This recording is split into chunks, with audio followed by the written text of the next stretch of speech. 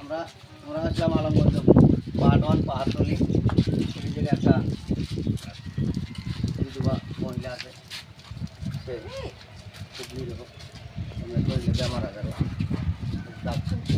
সাহায্য করার লাগে ঈদ উপলক্ষে এটা আমাদের আলমগঞ্জ বিপদ বন্ধুগুলোকে জানাইলো যে আমাদের ঈদ ফতর অসুবিধা তোমরা কিছু সাহায্য দাও আমরা আসলাম মহিলারা।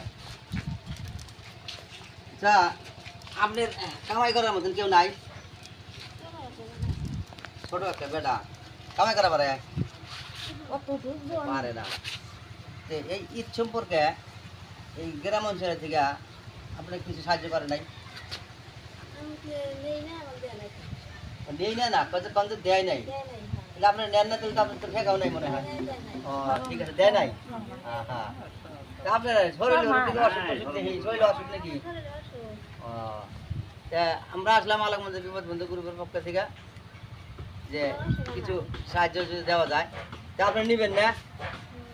ঠিক আছে এই যে আপনার জন্য একটা খালি কাপড় আনছি ধরেন, তারপরে এই যে আপনার জন্য চেনি সেমাই মিঠাই এগুলো আনছি ঈদের জন্য, আর কিছু হাত খরচাও দিয়ে যায় নেন।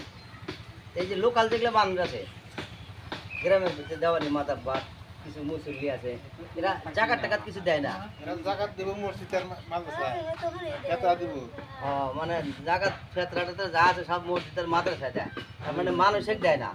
হ্যাঁ তার মানে আল্লাহ কইছে তোমরা গরিব অসহায় এদেরকে তোমরা জাকাত ফেতরা যেগুলো আছে এগুলা তোমরা তাদেরকে দিবা গরিব মানুষ। কিন্তু এরা কি করছে সমাজের ভিতরে এটা প্রতিষ্ঠিত করছে যে জাকাত তোমরা মসজিদের মাদ্রাসায় দিবা যাতে গরিব মানুষ না পায়। হ্যাঁ গরিব মানুষের হক মারার এরা ওই তালে আছে। এরা সমাজের ভিতরে কাজ করছে কি জানেন?